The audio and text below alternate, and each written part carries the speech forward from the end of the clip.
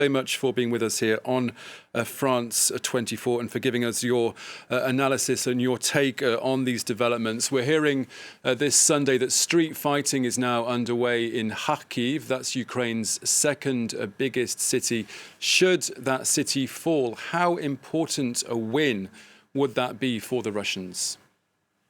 Well, at this point, with the Russians facing as much resistance as they have, this is their first time facing urban sort of warfare. And in this case, you've got incredibly high morale on the part of Ukrainians, the ability to immediately mobilize and whether it's take up arms or choose sort of improvisational ways to resist. This is exactly the kind of guerrilla warfare that the Russians do not want to face. Even though they've been battle worn in Syria as of late, and in Crimea a few years ago, they have yet to face an adversary like a civilian population in a heavily urbanized area.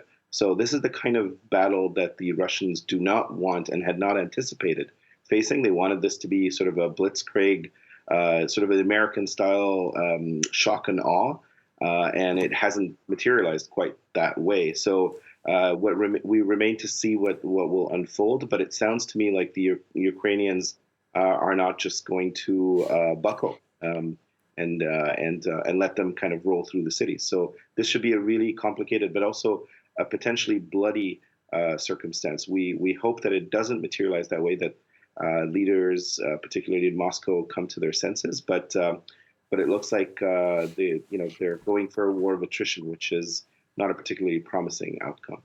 I just want to update our viewers on a new development coming into us here in the France 24 newsroom. If you could just bear with me for a second. The Russian Ifax news agency says, quoting the Kremlin and the Kremlin spokesperson, a Russian delegation has now arrived in Belarus for talks with the Ukrainians. In your view, how likely is it that a ceasefire could be hammered out and that we might see peace soon?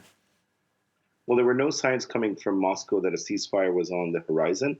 However, if it looks like they could face severe and hefty casualties in the coming days, then the morale back in Moscow and St. Petersburg and other major cities, we know that there's a stiff resistance against this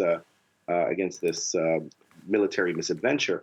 That they may need to back down at least somewhat or make some concessions so as to appear to fall in line with their original narrative, which is that this is not an invasion, this is not an intention, there's no intention to occupy, even though it looks like so on paper and in reality. So I think there is room to have these conversations, but they're definitely not stepping in from a position of power anymore. And that may be the explanation for why there may be possibilities for conversations, which they weren't open to until this very moment. We're also hearing from Vladimir Putin, who's saluting the heroism of Russian special forces that are fighting in Ukraine. Do we have a clearer idea of what the Kremlin, what Putin is actually trying to achieve in Ukraine? I think that's the million-dollar question. The public pronouncements on the part of Putin and the Kremlin is a defensive war, which is not unlike the kind of statements where you're launching war for the potential of peace. But it's fairly clear that the immediate objective was to destabilize or change the government in Ukraine to a more friendly one, and that doesn't seem to have materialized. In fact, quite the opposite have happened.